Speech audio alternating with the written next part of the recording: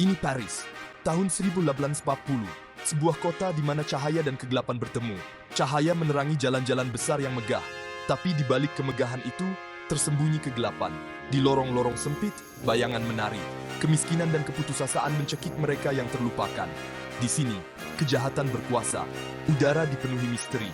Ini adalah dunia Les Miserables karya Victor Hugo. Ini adalah perjalanan ke jantung Paris yang gelap.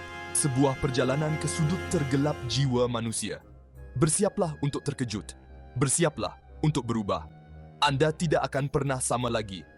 Maklumat lanjut tentang pencipta video ini boleh didapati di ruangan deskripsi di bawah.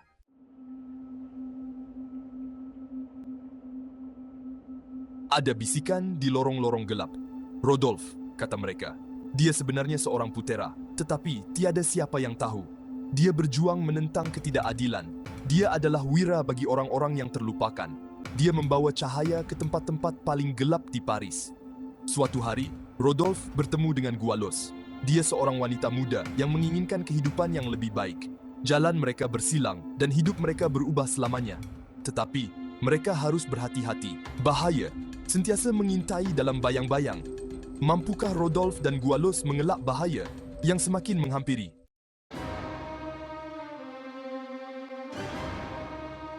Ini Rodolphe, seorang bangsawan dari keluarga Gerolstein, dikelilingi dengan kemewahan dan kekayaan. Tapi, dia menemui tujuan sebenarnya di kalangan mereka yang terpinggir. Untuk melihat dunia melalui mata mereka, dia memakai topeng untuk menyembunyikan identitinya. Untuk bergerak tanpa disedari, dia menjadi bayangan. Dalam bayang-bayang malam, bisikannya kedengaran. Orang ramai memanggilnya semangat keadilan. Dia pelindung mereka, malaikat pembalasan mereka. Dalam keputusasaan, dia adalah harapan terakhir mereka.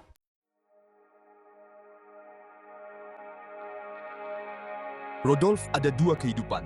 Pada siang hari, dia menghabiskan masa dengan orang kaya di Paris, menari bersama mereka dan menghadiri pesta. Tapi, hatinya tidak berada di situ. Kemana saja Rodolphe pergi, dia melihat ketidakadilan. Dia merasakan penderitaan orang miskin. Dan apabila malam tiba, Rodolphe menunjukkan wajahnya yang sebenar. Dia adalah orang bayangan, bayangan keadilan. Apabila seseorang memerlukan pertolongan, dia muncul seperti malaikat pelindung. Tevek.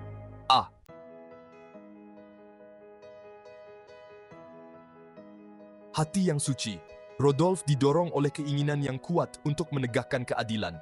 Dia melihat penderitaan rakyat di Paris. Penjahat dan orang kaya menindas mereka. Rodolphe tidak boleh berdiam diri. Dia harus bertindak. Semua itu menyakitkan hatinya. Dia membela mereka yang lemah. Dia suara mereka dalam kegelapan. Dia wira mereka.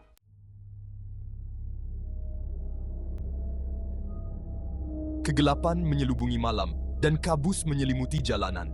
Bau aneh dan menyedihkan tercium dari batu-batu bulat yang basah. Rodolphe, berjubah gelap, bergerak melalui lorong-lorong sempit. Dia mendengarkan dengan saksama suara-suara di sekitarnya, bergerak hati-hati seperti pemburu. Mangsanya adalah seorang penjahat berbahaya yang dipanggil ahli sihir.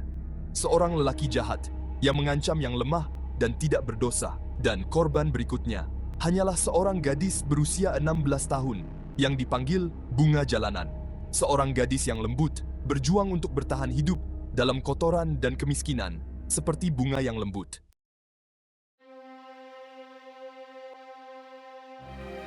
Dalam kegelapan malam itu, Rodolphe ternampak seorang wanita bersembunyi. Pakaiannya koyak rabak dan badannya menggigil kesejukan. Matanya dipenuhi ketakutan, namun terselit juga keberanian di dalamnya. Rodolphe melihat secercah harapan, semangat yang tidak mudah padam dalam dirinya. Dia menyapa wanita itu dengan lembut. Suaranya bagaikan bisikan yang menenangkan di tengah hiruk-pikuk kota. Dia menunjukkan kebaikan, sesuatu yang jarang ditemui di dunia yang kejam ini. Dia berjanji untuk melindunginya, dan itu adalah janji yang tulus.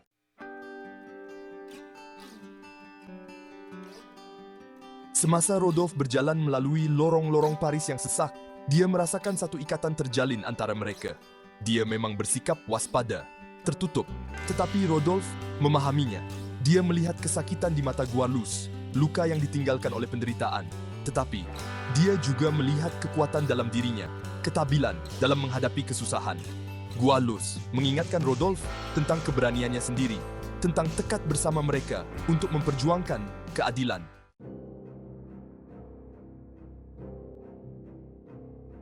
Inilah dia, penyebar ketakutan. Kejahatan bertopeng manusia. Bayangannya saja cukup untuk membuat jiwa paling berani pun gementar di lorong-lorong gelap Paris. Namanya sama gelapnya dengan perbuatannya. Nama yang bahkan penjahat paling kejam pun bisikkan dengan takut. Dia adalah Raja Derita. Dahaganya akan darah membekukan aliran darah di nadi. Metodenya kejam, hukumannya cepat dan tanpa ampun. Dia menikmati penderitaan orang lain, tertawa di atas air mata yang tumpah. Dia adalah pemburu yang mengintai yang lemah dan tak berdaya, hanya meninggalkan tubuh-tubuh hancur dan nyawa-nyawa melayang. Dia adalah monster berwajah manusia. Kengeriannya merayap di setiap sudut kota.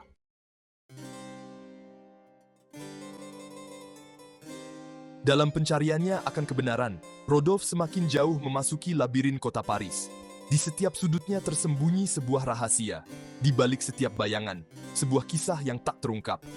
Rodolphe segera menyadari bahwa kejahatan memiliki banyak wajah. Ia bersembunyi di balik senyuman dan tatapan ramah. Dan ia tidak hanya ditemukan di jalanan, tetapi juga di tempat yang tak terduga. Bahkan di salon sebuah orang kaya, tawa dan obrolan nasi. Balik kemewahan dan kelimpahan tersembunyi, terselubung oleh kesempurnaan palsu. Mereka didorong oleh keserakahan dan keinginan mendapatkan lebih banyak. Di balik setiap kesepakatan, di balik setiap senyuman, tersembunyi niat egois. Mereka mengeksploitasi orang miskin, memangsa kelemahan mereka untuk memperkaya diri mereka sendiri. Kekayaan mereka dibangun di atas fondasi penderitaan. Setiap keping emas ternoda oleh keringat dan air mata para pekerja. Rodolphe mengamati mereka. Hatinya semakin berat. Setiap ketidakadilan yang dilihatnya semakin menguatkan tekadnya. Mereka tidak melihat penderitaan yang mereka ciptakan. Mereka berpaling dari kenyataan, memilih untuk tidak melihat. Mereka tidak mendengar jeritan minta tolong dari orang-orang yang tak berdosa. Mereka terlalu sibuk dengan permainan kekuasaan mereka untuk peduli dengan konsekuensi dari tindakan mereka. Dunia mereka seperti sangkar emas, indah di luar, namun membusuk di dalam oleh kemewahan dan keegoisan. Sebuah istana yang berkilauan, yang membuat mereka terpenjara oleh ego mereka sendiri. Jacques Ferron, seorang notari yang hipokrit. Dia pandai guna undang-undang untuk tindas orang susah. Dia ambil kesempatan atas kemiskinan, kejahilan, dan kepercayaan mereka. Merampas maruah, harta benda, malah nyawa mereka. Rodolphe nampak perbuatan jahat Ferron, bagaimana dia hancurkan masyarakat. Ketamakan Ferron menjerat orang miskin dalam kesengsaraan. Dia sebahagian daripada sistem yang korup yang menyebabkan kemiskinan dan penderitaan. Inilah wajah kejam sistem yang memijak orang miskin, menghancurkan harapan dan impian mereka. Cengkaman yang kejam.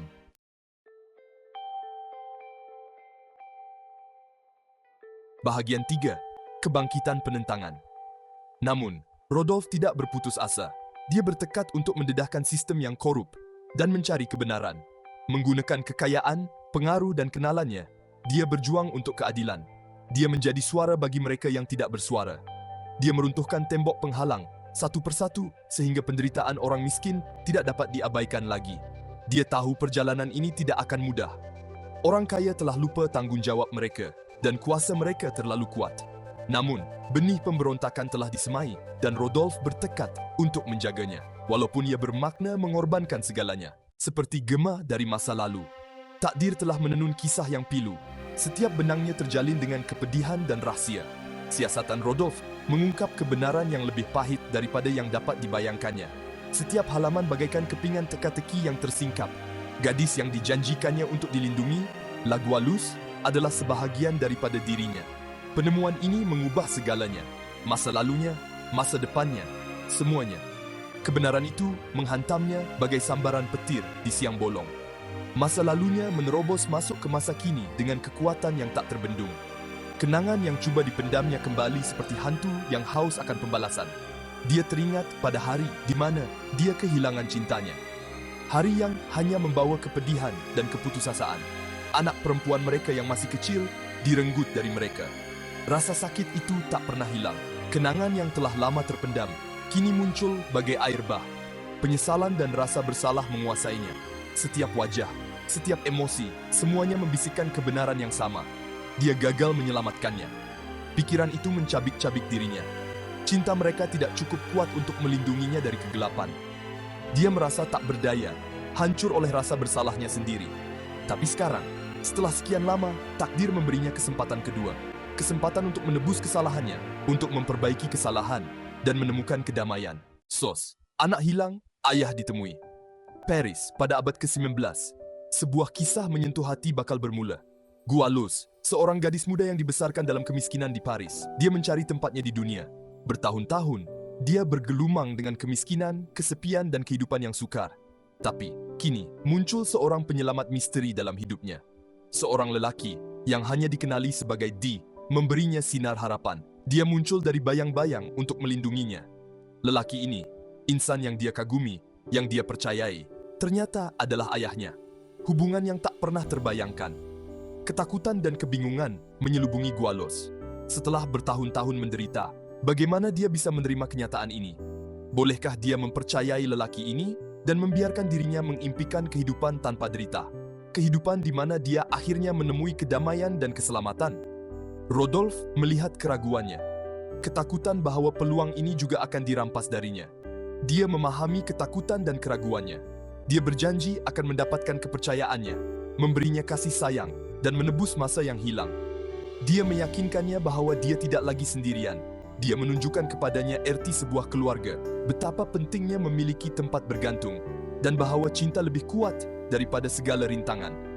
Bersama-sama, mereka dapat menyembuhkan luka lama dan membawa cahaya ke dalam hidup mereka. Harga penebusan. Rodolphe tahu, penebusan ada harganya. Kekuatan kegelapan yang dia lawan tidak akan mudah menyerah. Mereka akan menggunakan kelemahannya, celah baru dalam perisainya, untuk menghancurkannya. Rodolphe harus memilih, melindungi anak perempuannya dan kembali ke bayang-bayang, atau terus berjuang, mempertaruhkan keselamatannya, bahkan jiwanya. Jalannya sukar dan berbahaya. Keseimbangan yang tidak menentu antara cinta dan kewajiban, balas dendam dan pengampunan. Dia menyadari bahwa harga penebusan mungkin jauh lebih tinggi daripada yang pernah dia bayangkan. Wah!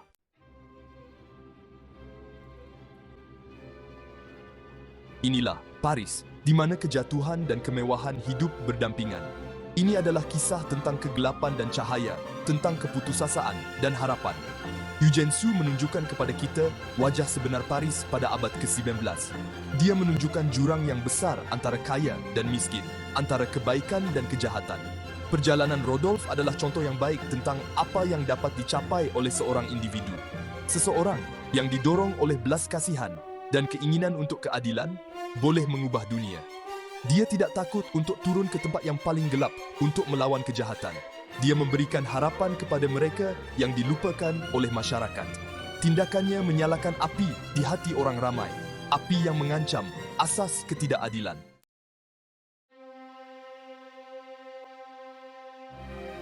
Misteri Paris bukan sekadar cerita.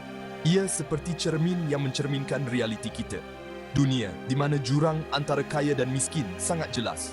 Tempat di mana kebaikan dan kejahatan sentiasa bergelut. Ini adalah pesanan untuk kita semua.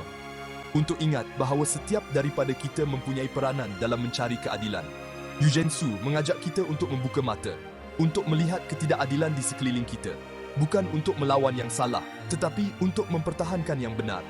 Untuk berjuang demi dunia yang lebih baik. Mari, bersama-sama kita menjelajah dunia misteri Paris dan mengungkap rahsianya.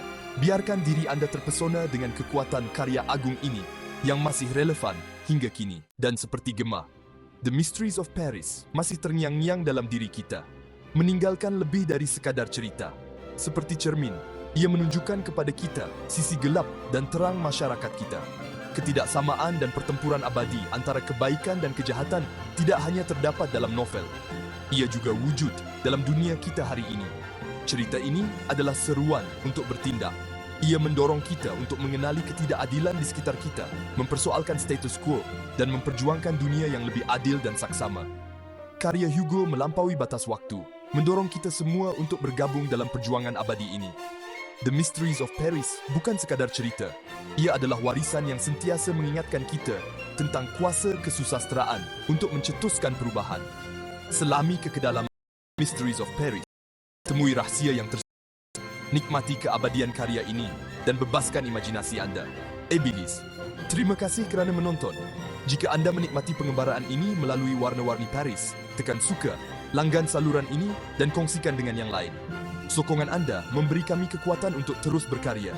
Sertai komuniti kami dan kongsikan kisah ini dengan menggunakan butang di skrin. Tekan suka, langgan dan kongsi.